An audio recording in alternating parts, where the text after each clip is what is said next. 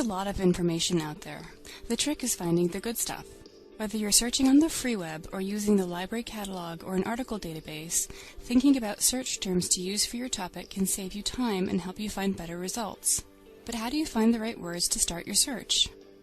Before we begin, let's clarify a few terms. You may have seen the word keyword or the phrase search terms used in an assignment or on the library website. But what does that mean? Both keywords and search terms mean the words that you use in any search tool to retrieve information. Most of us take these for granted in the age of web searches and Google, but basically they mean the words that you use for your search. When you're first starting research, it can be very tempting to simply enter words, sentences, or entire questions into a search box without thinking about the kind of information you're expecting to find, or thinking about how the words you use affect your search. Taking time to pause and think about your search strategy will save you time in the long run and help you find more relevant sources for your assignment or paper. Key terms are simply just how people today identify you on the web. And in this video, I want to talk about some common mistakes that are made when using the Google keyword tool for niche research. Also want to talk about what kind of traffic you can expect to get for a #1 ranking in Google, and also where you really should be looking for the majority of your traffic. It's probably not where you think.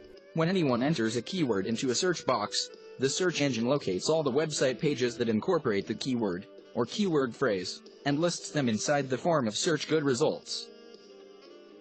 Before you start producing your website, you need to brainstorm to uncover words and phrases that describe your information, service, or product. I like to search by local monthly search volume to begin with. So real briefly, we've got all the keywords here, obviously. The competition in the Google Ad Network lets you know how many people are bidding for this keyword. The global monthly searches and the local monthly searches. If you're doing this for e-commerce, you'll want to focus on the local monthly searches. Those will be much more applicable. This will help you to realize the words potential targeted visitors might use to uncover what they are searching for. If you want people to uncover your website, you want to recognize your key phrases. Lots of individuals really don't know what their keywords are. Consequently, if you do understand what your keywords and phrases are and use them the place the search engines like to see them, you will be way ahead of your competitors. We can see down here now, coffee mugs. We've got 12,000 local monthly searches, and which is great. So you might be thinking, oh hey, 12,000 local monthly searches. If I'm #1 for Google, I'm gonna get almost all of those. And as wonderful as that would be, that's just not the case. And the reason is, take time to understand your key phrases. They are important building blocks and are necessary to your success on the internet. Targeting the right keywords and keyword phrases. If you optimize your pages for the wrong keywords and phrases, you won't get many targeted visitors.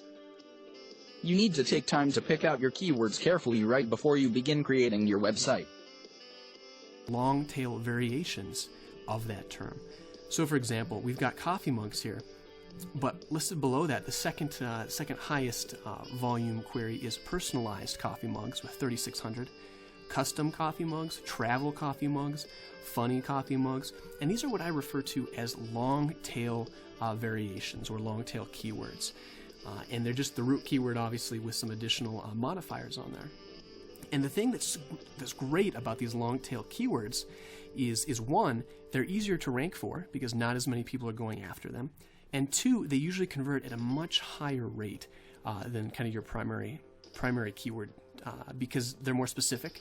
And if you serve up a page that's optimized for that term, whether it's travel coffee mug or personalized coffee mug, you'll be able to get a much higher conversion rate on there. So this is where you're going to get 80 to 90% of your traffic. And when you're researching a niche, be looking for lots of these variations. In this coffee mug example, we've got almost a dozen here with more than 500 search terms, maybe more than that. So look for lots of variations in the long tail, and also look for the search font. You want to make sure that you're always going to have it drop off. You're never going to have, or very infrequently, are you going to have the long tail variations have as much volume as your money or root keyword. But you want to see, once you do get into those long tail variations, they don't drop off too significantly. And here, there's, for coffee mugs, it's pretty decent. You've got 3,600, 2,900. You've got about, it looks like 6 or 7 there in the 1,000 range, and then we've got another dozen probably, in the 400 to 1,000 range, which is what I would call a deep niche. So that's a really encouraging. If you spend time creating your site around search phrases that you feel are good but that people aren't actually looking for, you will not likely get many visitors. Your potential targeted traffic will end up on your competitor's site simply because they did a better job of researching key phrases. Understanding what key phrases to target is really important. Your website demands to deliver what people are practically seeking for. However, when deciding on key terms, it really is not enough simply just to choose words and phrases that men and women are looking for. You want your webpage to rank close to the top of the search engine success so that people will find you and simply click through to your site. As you brainstorm key terms, look for words and phrases you can use that have high demand and low supply. Google's gotten more aggressive recently with their advertising. Here I've got the Google listings for coffee mugs, and you can see Zazzle is the #1 organic listing, or the #1 non-paid listing that Google displays. But above them, they've got 3 ads here, and you've also got this big sidebar on the right with a bunch of pictures and paid advertisements. And so there's a lot of stuff competing for that #1 spot that's paid advertisement. Financially rewarding key terms are ones that have a high demand, a great deal of people looking for them, however small supply. There are not a lot of existing websites. My friend created her website around the keyword phrase confidence coach. She didn't receive a lot of traffic to her attractive website and puzzled why not. The issue was that no one truly searched for confidence coach. We did some key phrase research and looked to check out what people today searched for whenever they wanted help with self-esteem. A different example, fish finders. I'll sort these by local monthly search volume. Again, we're on exact match here. And you can see fish finders, it has about 2,400 exact matches per month.